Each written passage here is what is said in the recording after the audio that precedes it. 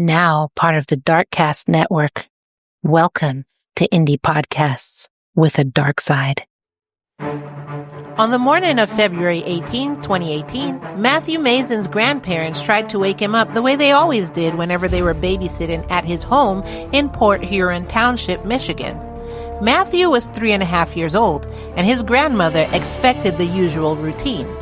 Him waking up, maybe running to the bathroom like he normally did, but he didn't move or respond to her voice.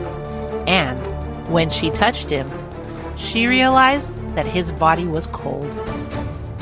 Welcome, lambs. Welcome to Love and Murder, Heartbreak to Homicide, your weekly true crime podcast covering cases where relationships don't just fall apart, they end in murder.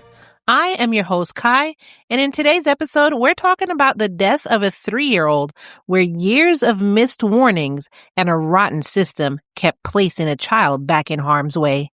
Before we get into it, I want to quickly mention our Patreon.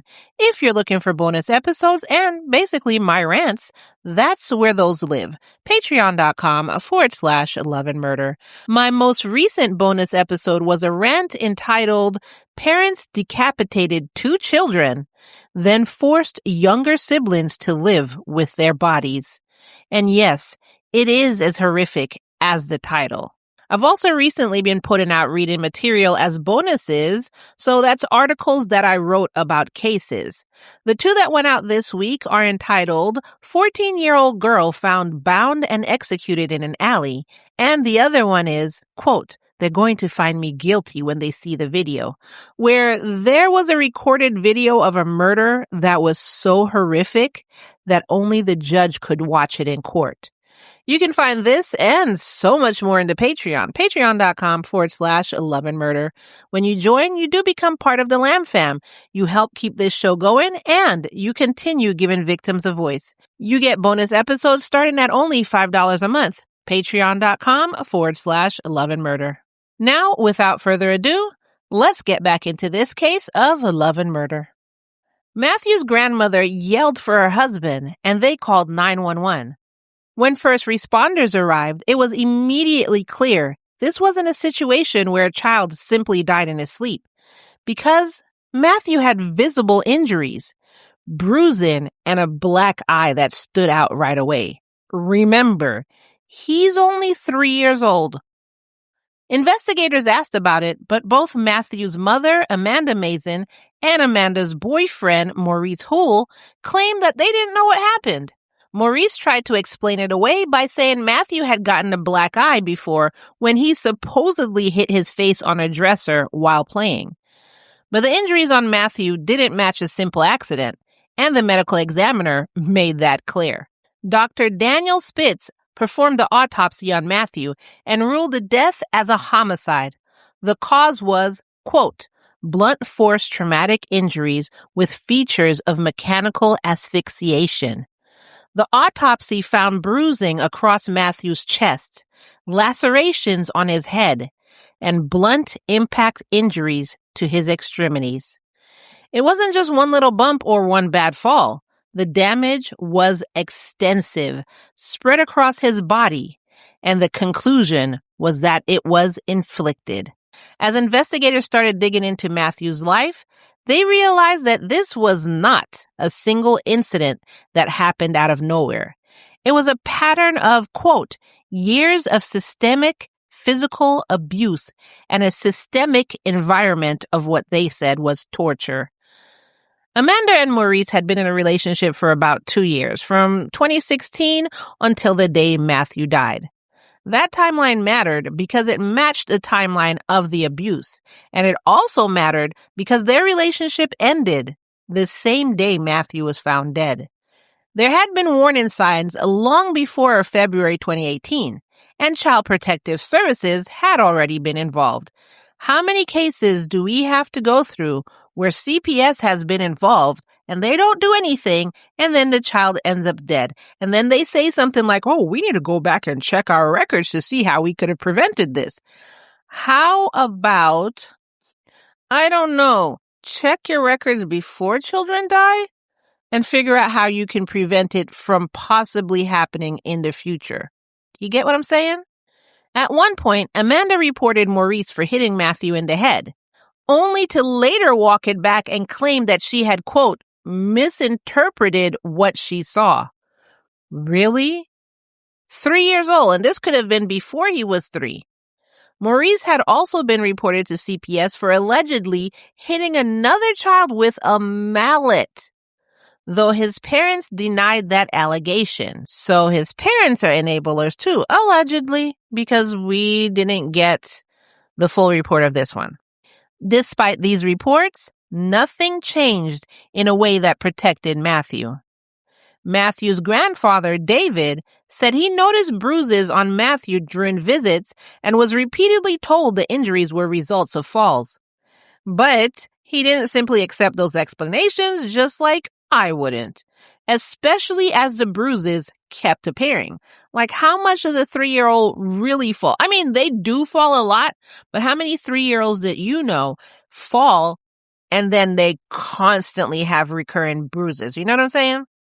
He raised concerns with CPS about the care of his grandchildren and said he felt like those concerns went nowhere.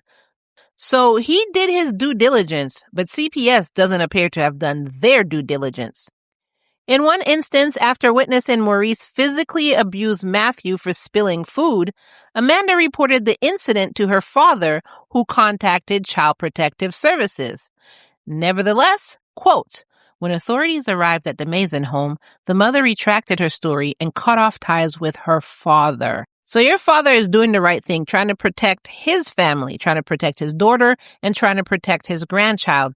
And you cut off contact with your father, but kept contact with the abuser? That made sense to you? Unfortunately, this situation wasn't new to David. Around the time when David and his wife, Amy, had first started dating, another one of their grandchildren, Amanda Maison, had been killed in an abusive household. She had died of malnutrition, weighing 25 pounds at 5 years old. How much should a 5-year-old weigh? Let's find out. So I just looked that up, and although I don't normally use this, the AI that comes up on Google said that a 5-year-old child typically weighs between 34 to 52 pounds. Wow. With a median weight of approximately 40 to 42 pounds. Healthy weights often range from 31 to 54 pounds. She wasn't even in the unhealthy area or the area where doctors say watch out. Oh, that's like 34 or at the very minimum 31 pounds. She was 25 pounds. David's son, Andrew Maison, and his wife had been convicted for murder in that case. Oh my God, I can't believe these grandparents went through this before. Can you imagine? And he is advocating. He's like, well, maybe I didn't do enough the first time, but if I do enough the second time, and he is trying and being ignored. Can you imagine the level of frustration? David said that in that instance, he'd spoken up as well, but felt ignored by CPS. Then, after Mackenzie's death, David said he had been given a specific number to call if he ever feared something was wrong again. When he used that number for Matthew, he said the agency returned the child to Amanda's home, where Maurice was also living. Quote, we did what we were told to do. The blood is on their hands. I completely agree with you, David. Like, this is crazy. You did do your due diligence, and I'm pretty sure you tried to go above and beyond in doing your due diligence. So, February 18, 2018 wasn't the first time alarm bells had been raised. It was just the day those unresolved warnings turned into something irreversible. And even after Matthew died, the case didn't immediately lead to arrests. Can you imagine that? Years passed as the investigation continued, stretching on while Amanda and Maurice remained free.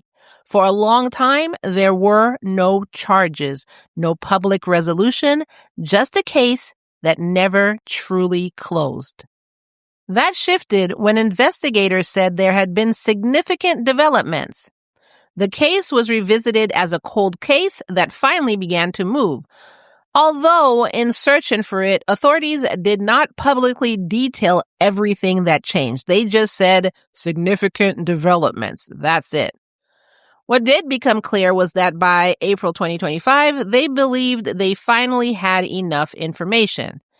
Amanda was 33 and Maurice was 28 by this time, and both were arrested and charged with first-degree murder. I am really insanely curious as to why they weren't originally arrested, being that you could clearly tell it was child abuse. You had a lot of information about CPS being called. You have witnesses saying that they noticed the results of the abuse and called CPS. And then on top of all of that, it was ruled a homicide. What was the delay? When the case was brought before the court, prosecutors made it clear that they were not describing a single bad moment or an isolated incident, as I said before. They laid out the life of little Matthew and said that he had been forced to live this life. Assistant prosecutor and attorney Joshua Sparling told the court that Matthew's head, quote, would be banged into the wall and that he was, quote, locked in his room for hours without food or water. 3 years old, lambs. The autopsy findings were repeated as well. Matthew died from blunt force trauma from his injuries and possible suffocation. Prosecutors also alleged something that shocked everyone.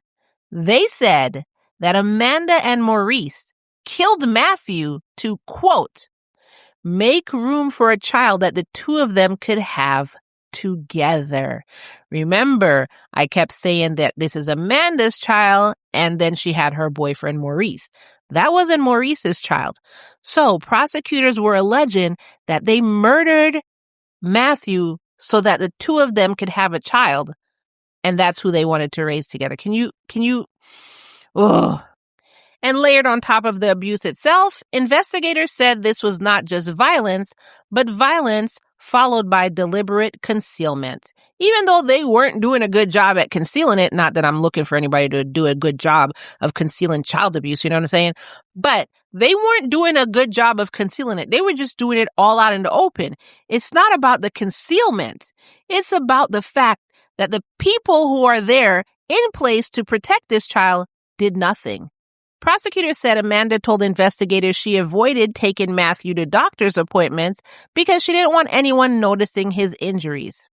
After Matthew died, authorities said that she admitted she, quote, willingly participated in the intentional concealment of Matthew's injuries from Child Protective Services and law enforcement.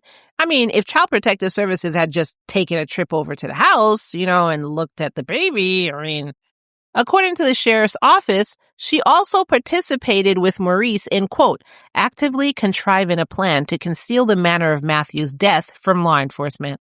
So this wasn't a situation where nobody noticed what was happening. There were reports, explanations, retractions, and each time concerns were raised, Matthew was placed right back in the same house with the same adults, even as the bruises continued to appear. The system kept resetting, and Matthew stayed exactly where he was. In November 2025, the case took another major turn. On November 5th, Amanda went into court and pleaded guilty to second-degree homicide. She admitted that she, quote, willfully and wantonly allowed an environment to exist where Matthew would be systematically abused. And as I said before, when she said this before, she acknowledged that she participated in the abuse herself. But I guess if she's pleading guilty, she had to repeat that. She described what she called a, quote, military timeout. 3 years old, military timeout. And she did confess about slamming Matthew's head into the wall. She said it was as part of that punishment. She also confirmed again the efforts to hide what was happening. I mean, we hear you, but again, you were wrong. And CPS, that department, was wrong as well. She also admitted that her and Maurice came up with a plan to hide how Matthew died. And in return, as part of her plea agreement, now y'all know how I feel about these plea agreements, unless she was actually given something, like really giving something that they did need her for, or the case couldn't move forward, I don't understand why there was a plea agreement, because this case would have moved forward and found them both guilty. There was no way that the jury would say they weren't guilty. No way. But for some reason, they chose to make a plea agreement with her. Like, I don't understand it. If you understand it, let me know in the comments below, because I don't understand it. But anyway, as part of her plea agreement, Amanda agreed to testify against Maurice, which is what I figured they would dangle in front of her. But remember I said, they didn't need it. This was an open and shut case, Johnson. They did not need her to testify against Maurice. She was remanded to St. Clair County Jail, where she remained awaiting sentencing, still facing up to life in prison, with sentencing postponed until after Maurice's trial. Which, I mean, she's going to spend the rest of her life in prison. Why did she need a plea agreement? Maurice, on the other hand, remained charged with first-degree murder and was bound over to circuit court. He stayed in the St. Clair County Jail, and his trial is scheduled for early 2026. It did not give a specific date. All I know is early 2026. After 7 years, Sheriff Matt King said Matthew was, quote, finally beginning to get the justice that he deserves, and said that he was, quote, confident justice will be served. Matthew's grandparents, David and Amy, called the plea deal, quote, a significant step forward in holding those responsible accountable. Amy and I have found peace and acceptance with this progress. It's allowed us to finally take a breath. The battle is not over, but we believe that accountability and truth will always lead the way. And that's where this case sat at the end of 2025. One defendant pleading guilty, admitting to abuse and concealment, agreeing to testify, and the other one still facing a first-degree murder trial in 2026. While the story of what happened to Matthew and how long it took the system to catch up was finally out in the open. I want to know what you think. Where do you think the system failed Matthew the most? And what should have happened when those concerns were first raised? Do you think that David and his wife, well, I'll say David. Do you think that David has a case to sue the CPS department? Because not one, but 2 grandchildren. Can't even imagine. And both times he really did his due diligence to try and save his grandchildren. Let me know what you think. You can share your comments below or in the Patreon, patreon.com/love and murder. You can choose a bonus tier to become part of the Lamb Fam, or you could join for free to leave your comment at patreon.com/love and murder. And nevertheless, whether we have cases where CPS is not doing their job or they are doing their job, it is up to you to report if you suspect child abuse.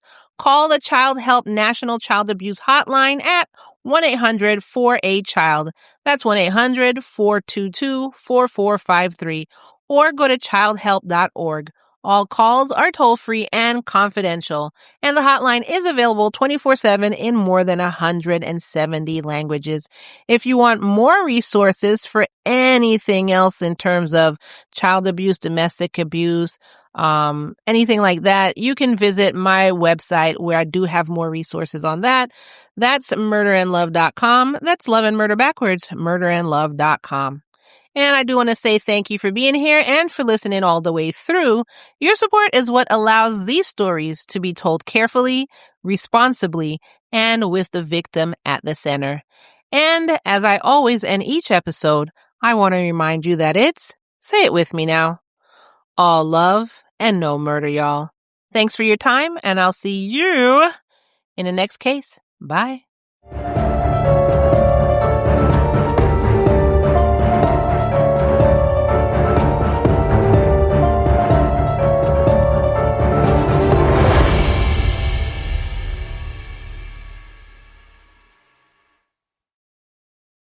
Surprise and welcome to the after show. I came across another case that I did want to talk about, and usually every single day, like I'm kidding you not, like about 10 to 20 cases come across my feed. It's very sad. Let me put it that way. First of all, it's very sad that many cases come across my feed, and I just really don't have time to do all of them.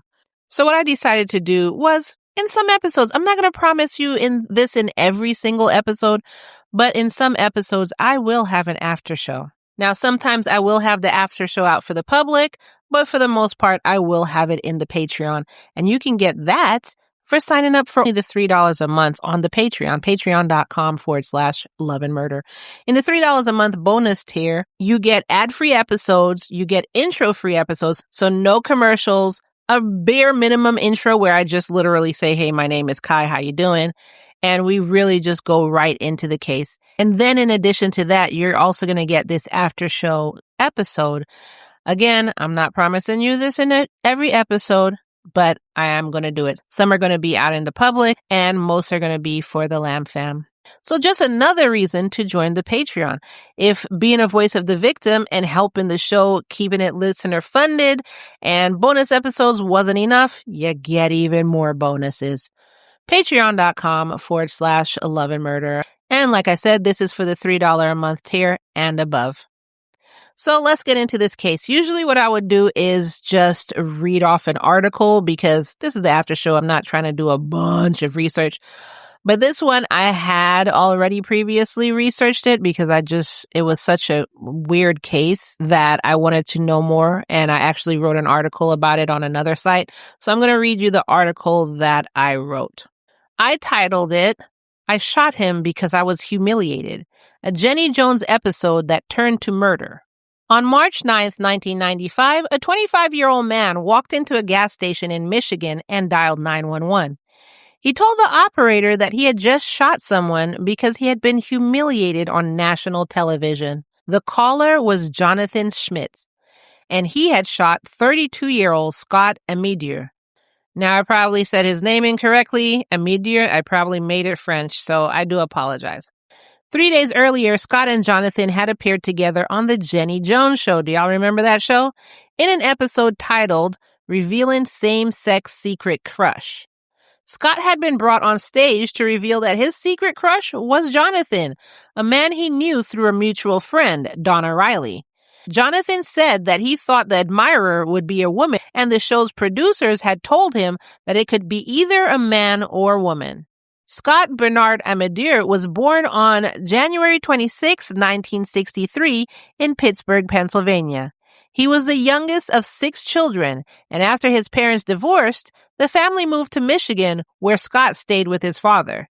At 17, he dropped out of high school and joined the military. He served in both the Air Force and the Army and was honorably discharged with the rank of specialist. After leaving the military, Scott worked in telecommunications before becoming a bartender at Club Flamingo, which was a gay club in Pontiac, Michigan, where he said that he loved the social atmosphere. He was openly gay, outgoing, and known for being generous with his time and space. Friends and neighbors said he often took in people who were sick with HIV or AIDS when others wouldn't. His neighbor, Gail Clinton, described him as, quote, a talk show junkie. Jonathan was 24 years old and lived in Lake Orion, Michigan. He had a history of mental health issues, including bipolar disorder, and also suffered from Graves' disease. At the time, he was living a quiet life in the Midwest. On March 6, 1995, Scott and Jonathan taped the episode where Jenny encouraged Scott to talk about his feelings for Jonathan before Jonathan was brought on stage. When the reveal happened, Jonathan laughed and said he was, quote, definitely heterosexual. Then after the taping wrapped, Scott, Jonathan, and Donna went out drinking. Later on that night, according to this disputed claim, Scott and Jonathan went out again and an alleged sexual encounter occurred. Like I said, this was a disputed claim and only some sources mentioned this. On the morning of March 9th, Scott left a sexually suggestive note on Jonathan's apartment doorstep. Jonathan said that the note deeply upset him. He described feeling embarrassed and humiliated, not just privately, but publicly because of the television show. That morning, Jonathan drove to a bank, withdrew money, and then he went and purchased a 12-gauge shotgun. He drove to Scott's mobile home in Lake Orion and confronted him about the note. Why would you need the shotgun if you're just going to confront him about the note? When Scott smiled in response, Jonathan walked back to his car, got the shotgun, returned to the trailer, and fired 2 shots into Scott's chest. Scott tried to defend himself with a chair, but he didn't stand a chance. After the shooting, Jonathan left the scene and drove to a nearby gas station, and that's where he called 911. Police arrested Jonathan that same day, where he admitted to the shooting and was charged with first-degree murder. His trial began in 1996, and it quickly became about more than the killing itself. It became a referendum on talk show culture, masculinity, sexuality, and responsibility. The prosecution argued that Scott was unarmed and inside his own home. They framed Jonathan's actions as deliberate and calculated. He had time to cool off, time to withdraw money, time to buy a shotgun, and time to drive to Scott's home. They said that being embarrassed on television was not a justification for murder, and anyway, the episode never actually aired. Producers made the decision to shelve the episode indefinitely. Jonathan's attorneys relied heavily on what became known as the, quote, gay panic defense. They argued that Jonathan's bipolar disorder and Graves' disease, combined with the shock of being publicly identified as the object of a same-sex crush, caused him to lose control. They described the show as an ambush and Scott's actions afterwards as provocation. Their argument wasn't that Jonathan didn't commit the crime, but that his mental state reduced his culpability. The jury, on the other hand, rejected the idea that embarrassment excused murder, but stopped short of convicting him of first-degree murder. Jonathan was instead found guilty of second-degree murder and sentenced to 25 to 50 years in prison. However, the conviction was overturned on appeal due to issues related to jury instructions, and Jonathan was retried in 1999. Once again, though, the jury found him guilty of second-degree murder, and the same sentence, 25 to 50 years, was reinstated. While the criminal case moved through the courts, Scott's family pursued a separate fight. In 1995, they filed a wrongful death lawsuit against the Jenny Jones Show, Telepictures, and Warner Brothers. They sued everybody. Everybody getting sued. Their argument was that the show was negligent and producers intentionally created a volatile situation and failed to consider the consequences. The civil trial was led by attorney Jeffrey Fieger, who argued that the show knowingly placed Jonathan in a humiliating position for ratings. Now, while it was never shown to the general public, the footage became a central piece of evidence and was shown to the jury. Now, you could have just left it alone where nobody would have ever seen that show. But now, actually, the jury was able to see it. And then the murder came out, and then pieces of the show were leaked online, and then people like me do episodes on it. So you had 2 choices. Shut the fuck up and deal with the fact that this guy had a crush on you, or murder him, and then what you were trying to prevent happened. Idiot. In May 1999, a jury agreed with Scott's family and awarded them $29,332,686 in damages. Damn, $29 million. That verdict didn't last either. What? In 2002, the Michigan Court of Appeals overturned the award, ruling that Jonathan's actions were not foreseeable and that the producers could not be held legally responsible for the murder. Wow, I wonder if they started spending the money already, because that was 1999, and then in 2002, they retracted the... Wow, did they start spending the money? Does that mean they have to pay it back? That's crazy.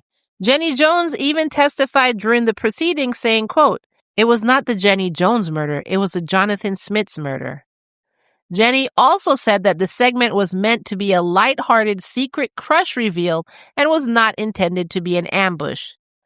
Jonathan remained in prison for more than 2 decades. In August 2017, after serving approximately 22 years, he was granted parole and released at the age of 47. Do you know how young that is? Scott's brother Frank spoke publicly about the release. He said it was hard, as it is for anyone who loses a family member to murder. He acknowledged that Jonathan may have been harmed by the show's tactics, but said that didn't erase what Scott lost, which was a future. Quote, "It might be easier if he was old, but he's still pretty young, and my brother doesn't get that." That's what I was saying. 47, he's still pretty young. He can literally marry somebody, have a family, and live a full life. Frank also said that Scott would have loved the attention surrounding the case. He loved television and loved being seen. He believed that if Scott were alive today, he would have been right in the middle of the media world, exactly where he wanted to be. Although the full episode was never broadcast, clips and portions of the tape-in has appeared online in various documentaries and news report. For instance, the Vice TV docuseries Dark Side of the 90s featured a portion of the unaired episode.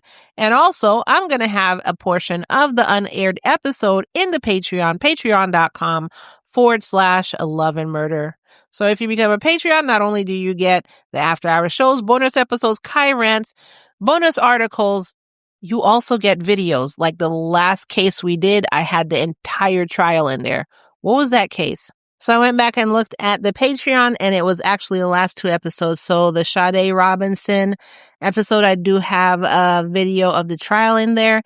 And the Leslie Prier episode, I have the complete trial in there. It was like 38 videos, like a week worth or 2 weeks for the trial or something. It was long. I added a lot of information in there. So these are the things that you get by joining the Patreon, and plus the back catalog, patreon.com/Love and Murder. And if you don't want to join the Patreon, which, it is your choice, the story and the ethics of the unaired segments are analyzed in depth in the Netflix series Trial by Media and the 2026 ABC docuseries Dirty Talk, When Daytime TV Shows Ruled TV.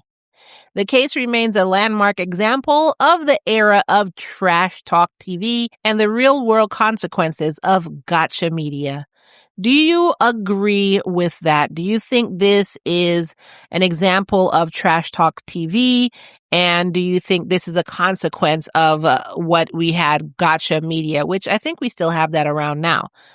Let me know your thoughts in the comments below, or maybe you've joined the Patreon by now using one of our bonus tiers, or you've joined for free. Either way, you can leave a comment letting me know about this episode and about the case of Matthew. Patreon.com/Love and Murder. And for real now, this is the after show. I love chilling with you with the episode and after the episode, even though both cases were very, very hard to hear. But I'm so happy that I told you all about this other case to get this victim's name out there. And maybe y'all hadn't heard of this Jenny Jones case. So thank you for joining me in the after show. For real now, that's all I have for you today. And I'll see you later. Bye.